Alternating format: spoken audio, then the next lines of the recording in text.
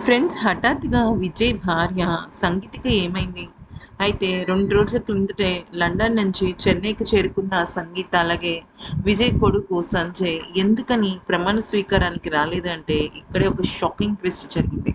అయితే ఇక సంగీత చాలా ఎమోషనల్ అయిపోయారు. ఒక్క మాటలో చెప్పాలి అంటే అసలు ఊహించని విధంగా ఆవిడ స్పందించారు. ప్రమాణ స్వీకారానికి ముందు ఇక ఫ్యామిలీ మొత్తం అంతా కలిసి కూర్చుని త్రిషతో పాటుగా ఇక వేరే కొన్ని కండిషన్స్ పెట్టినట్టు అర్థమవుతుంది. కానీ విజయ్‌కి అది నచ్చకపోవటం వల్ల దాన్ని పెద్దగా యాక్సెప్ట్ చేయలేదు. దాంతో ఇక మొదట వీళ్ళేమనుకున్నారంటే అంటే మ్యాటర్ ఏంటంటే విజయ్ కూతురు దివ్య శాష ఉంది కదా! తనేంటంటే ఎలాగైనా సరే అమ్మా, నాన్న కలవాలి. వాళ్ళు కలిస్తేనే హ్యాపీనెస్ ఉంటుంది అని చెప్పేసి అటు తల్లిని, ఇటు తండ్రిని ఒప్పించింది. కానీ విషయం ఏంటి అంటే అసలు ప్రమాణ స్వీకారంలో మొత్తం సందడంతా చేసింది త్రిషానే.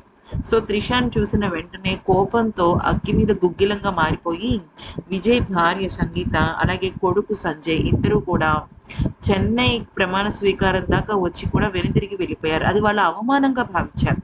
అయితే దీనిపైన తమిళ ఇండస్ట్రీలో కొంతమంది ఎలా స్పందించారంటే, జరుగుతోంది నీ భర్త ప్రమాణ స్వీకారం. అలాంటప్పుడు ఎవరు అక్కడికి వస్తే నీకనవసరం. మీరు ఖచ్చితంగా అక్కడ ఉండి ఆయనకి సపోర్ట్ చేసి ఉండుంటే మేబీ ఆయన మనసు మారి ఉండేదేమో. మీరు దూరం పెట్టటం వల్లే ఆయన ఒంటరిగా ఫీల్ అవుతున్నారు అంటూ చాలామంది హితులు సూక్తులు చెప్పారు. అయితే మరికొందరు ఏమన్నారంటే, మీకు వాళ్ళతో సంబంధం ఏముంది? మీరు అఫీషియల్‌గా విజయ్ భార్య.